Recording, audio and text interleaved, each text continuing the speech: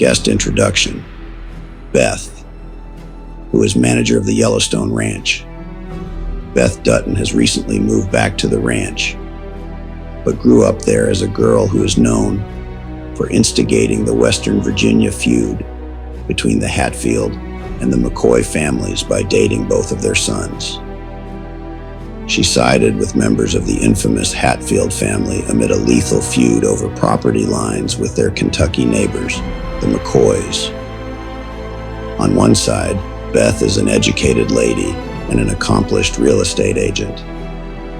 On her other side, she's a force to reckon with, untamed and captivating as the Wild West. John, who lives with his daughter and sons.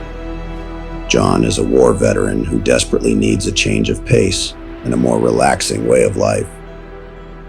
He is the owner of the Yellowstone Ranch and governor of the state of Montana. John has clarified that he doesn't intend to be in politics ever again. Summer is an entrepreneur and girlfriend of John Dutton. Summer is an environmental activist who initially opposes John, the livestock commissioner. As a child, she was raised to be vegan by her parents, who taught her that consuming meat and products from animals is a cardinal sin. She proclaims her justification for protesting against the butchering of animals in Montana. Ever since John and Summer met, it has been war with Beth. Summer and John become romantically involved, but her activism landed her in prison. However, Governor Dutton grants her clemency, and she is placed on house arrest at the ranch. Allie Oakley was a feisty exhibition sharpshooter in Wild West shows before coming to Yellowstone. Since she started at the ranch, she has managed to hold her own alongside the male ranch hands. Known by the fans of her show as Allie Sure Shot, she is rumored to be able to shoot the ashes of a cigar from across the room. However, Allie has recently become quite intolerable with her attitude, being self-centered, only thinking about herself. Monica is a teacher at the Indian University School. Monica helped put the wild in the phrase, the Wild West. As Casey's longtime girlfriend, she's also struggled to stay on the right side of the law. Dan Jenkins is the leader of criminal gang called the Ranchers. They are a group of cattle rustlers, thieves, and even murderers. This group has invaded the now lawless town of Yellowstone. Dan Jenkins, a real estate developer from California, is so creepy, he falls into worst villain category. The high-rolling outsider is fixing to build a massive casino next to John Dutton's Yellowstone Ranch. Claiming to love the beauty of the Wild West, this city slicker is willing to destroy it for profit and makes an alliance with Thomas Rainwater, a casino mogul and head of the local Indian reservation, to take down the Dutton family.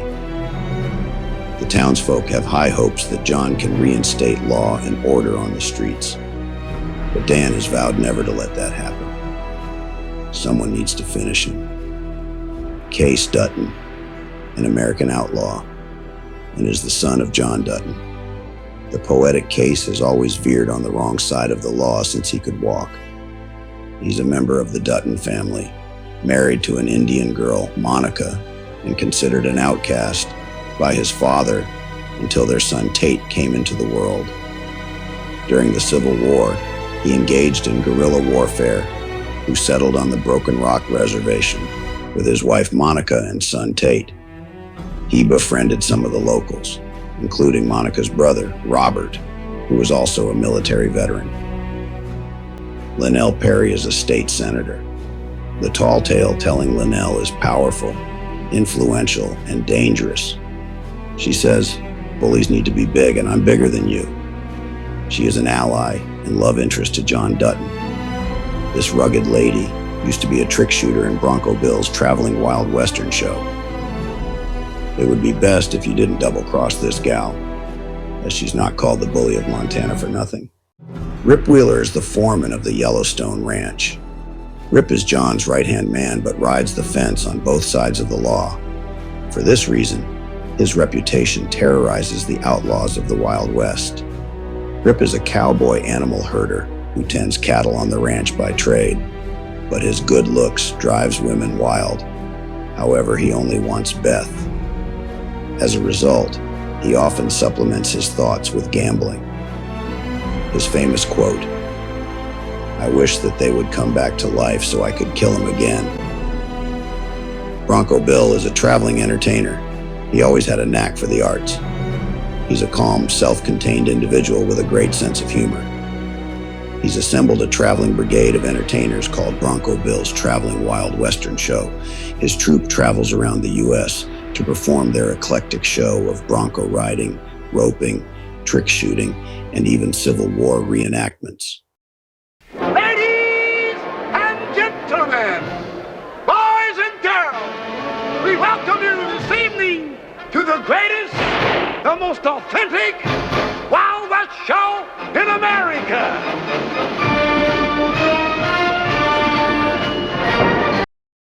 I knew something wasn't right. I could feel it in my bones. And once that first shot was fired, hell, there was no going back. When I rolled into Montana, I just knew I was going to encounter Red Paul. I also knew only one of us was leaving there alive. Yeehaw! Come on, girl. We're going home to God's country, to the sweet old plains of Dallas, Texas. I told you, boy, I'm a U.S. Marshal, and if you're a part of Wild Bill's gang, you're coming with me.